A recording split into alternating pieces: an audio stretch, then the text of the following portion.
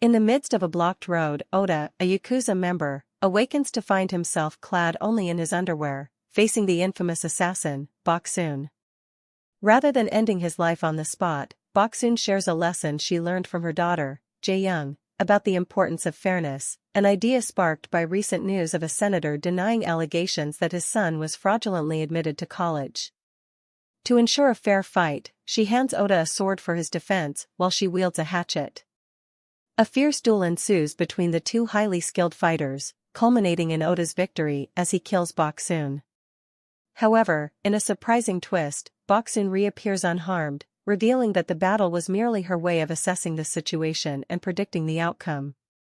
Realizing she cannot win in a fair fight, she opts for a sneakier approach and shoots Oda instead. Later, Baksun returns home to find her daughter has been hiding cigarettes, triggering memories of her own traumatic past when her abusive father forced her to eat a cigarette after catching her smoking. When Jae-young arrives home, Baksun contemplates various scenarios, all leading to conflict, and ultimately decides against reprimanding her daughter, aware that their relationship is already strained. Unbeknownst to Jae-young, her mother is an assassin, and she resents Baksun's secretive and distant nature.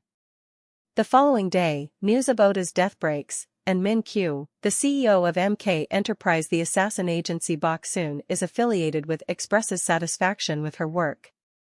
Min feels a twinge of jealousy towards her brother, as she notices that Min-kyu has a soft spot for Baksun and tends to give her more attention. Meanwhile, Baksun enjoys a night out with her fellow hitmen, where her impressive sword skills and high salary, thanks to her status as a top-tier Class A assassin, draw admiration from the group. As they chat, they reflect on the 3 essential rules that Min-kyu has instilled in all assassin firms: never target minors, only accept jobs approved by their organizations, and always strive to complete assigned tasks. Breaking these rules can lead to dire consequences. After their gathering, Baksun encounters a gang of thugs who are leering at her car and hurling insults. She fires back with her own barbs, but before the situation escalates, her fellow assassin Hee-sung steps in and swiftly takes down the troublemakers.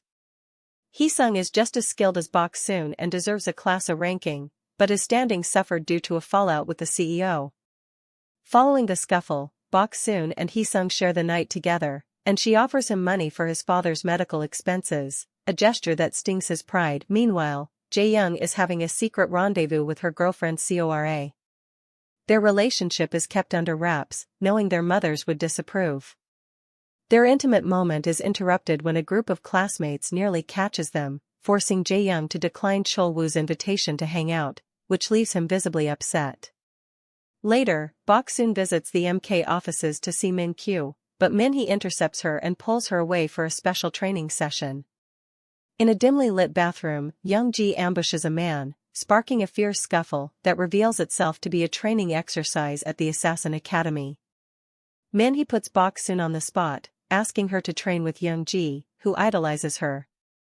Armed with a wooden knife, Young-ji faces off against Baksun, who wields a marker, and the match begins with Baksun clearly in the lead. Young-ji cleverly executes a maneuver, tossing his weapon from one hand to the other, which would have been endearing for Baksun if the knife had been real. However, Baksun quickly counters by using her marker to draw on Young-ji's neck, a move that would signify death. Later, Baksun meets Min-kyu, who presents her with a choice between 2 envelopes for her next assignment. Upon selecting one, she realizes she's been tasked with killing a boy, but Min-kyu swiftly clarifies that he is of age. Baksun seizes the moment to remind Min-kyu that her contract is nearing its end and she plans to retire soon. Their conversation is cut short when Baksun receives a call from the school, informing her that Jae-young has stabbed Chol-woo. She hurries to the school, only to find out that her daughter faces expulsion due to her failure to provide a reason for the attack. For now, Jae-young is suspended for a week, with a decision from the committee pending. Afterward, Baksun confronts Jae-young, demanding an explanation, but Jae-young simply states that she wanted to kill Chol-woo.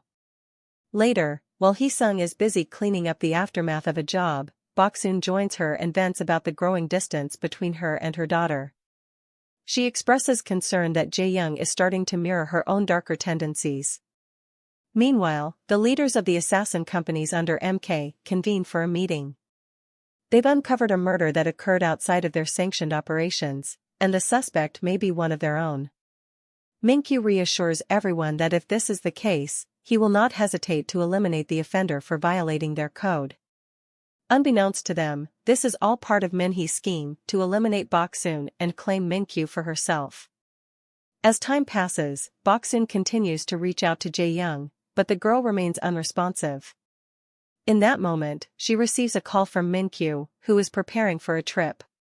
He informs her that Young-ji will be her partner for the upcoming mission.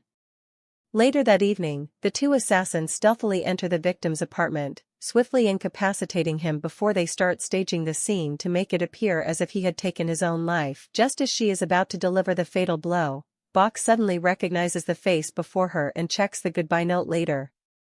To her shock, she discovers that this is the senator's son, whose father is being targeted to eliminate a scandal. Her thoughts are abruptly interrupted by a call that goes straight to voicemail. Listening to the message, she hears Jae-young apologizing for everything. Motivated by this, Bok decides against killing the young man simply because of his father's shame, and she calls Minkyu to confess her mistake and that she has failed the mission. Minkyu, already at a Russian bar, puts in his earbuds to speak with Boksoon while continuing his own assignment. A fierce confrontation erupts in the bar, but Minkyu handles himself with ease, taking down every man who approaches him with precise shots and skilled hand-to-hand combat. As he fights, he demands the truth, but Boksoon remains steadfast in her story, even persuading Young-ji to admit to a mistake to lend credibility. Minkyu points out that Boksoon has broken the rules, and to ensure his silence, she agrees to extend her contract with MK instead of retiring. Her only stipulation is that no one can complete the mission she failed, and Minkyu agrees. When Boksoon returns home, she finds Jae-young already asleep. However, as she leaves the room, it becomes clear that Jae-young was only pretending to be asleep, seeking comfort, because So-ra has been unresponsive to her messages. After finishing his own task, Minkyu contacts Minhee, instructing her to close the senator's case, disregarding the potential damage to the company's reputation. Minkyu's clear favoritism towards Boksoon only fuels Minhee's resentment towards her. Determined to seek vengeance, she sets out to find Lee Sung, asking him to complete Boksoon's botched mission. He eagerly agrees, knowing it could elevate him to the A-Leagues and provide the funds needed for his father's medical care. As they fly, Minkyu reflects on the day he first encountered Boksoon years ago. During a hit, he had broken into a house to eliminate a target, only to be surprised when the man's daughter returned home unexpectedly. This girl was Boksoon, who showed no fear despite the danger. She even kicked the chair out from under her father to ensure the job was done. Minkyu was struck by her bravery and quick wit, leading him to mentor her in the ways of an assassin. Later, Boksoon finally has a heart-to-heart with her daughter, who reveals the truth about recent events. Chulwoo had taken a photo of her and So-ra sharing a kiss and threatened to expose it unless Jae-young agreed to date him for a month. To complicate things, So-ra urged Jae-young to comply for the sake of her reputation. Feeling betrayed by her girlfriend's insensitivity, Jae-young retaliated by stabbing Chulwoo with scissors. Boksoon is taken aback to learn her daughter is attracted to girls and questions whether Jae-young is simply confused, which deeply wounds her daughter and prompts her to remind Boksoon of her own secrets. Their discussion is cut short by a visit from Young-ji. Initially, Boksoon perceives this as a threat, but she quickly relaxes when Young-ji reveals she's been let go, blamed for failing to support Boksoon. Overcome with guilt, Boksoon invites Young-ji to dinner at a bar, leaving Jae-young to witness her mother prioritizing work once more. At the bar, Boksoon's assassin friends arrive with Hee-sung, celebrating his rise to A rank, which raises alarms for Boksoon. Meanwhile, Minkyu confronts Minhee aggressively about completing the senator's assignment, but she responds by attempting to kiss him. He rejects her advances, remaining steadfast in his support for Bok-soon. At the bar, Boksoon catches sight of the news regarding the boy's death and quickly pieces together what transpired. Her reprimand of Hee-sung is abruptly cut off by a call from Minhee, who insists on being put on speaker.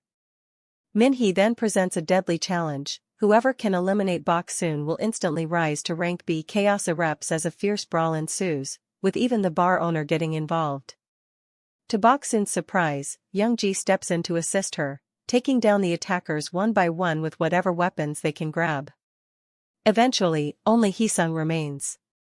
As Bok Soon approaches him, Hee-sung pleads with her to look after his father before he meets his end.